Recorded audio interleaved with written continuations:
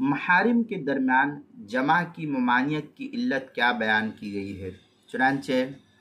محرم عورتوں کو ایک نکاح میں جمع کی ممانعت کی علت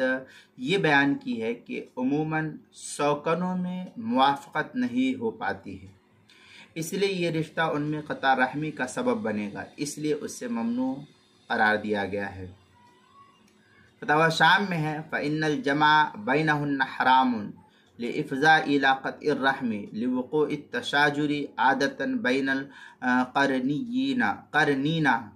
والدلیل علی اعتبار ما ثبت فی الحدیث۔ اس طریقے کی عبارت فتاوی شامی جو زکریا بک ڈپو دیوبند کا ہندی نسخہ ہے اس کی چوتھی جلد صفحہ 117،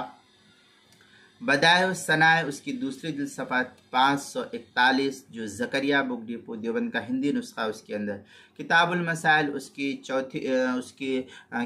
چوتھی جلد صفحہ 423 پر بھی اس کو نقل کیا گیا ہے۔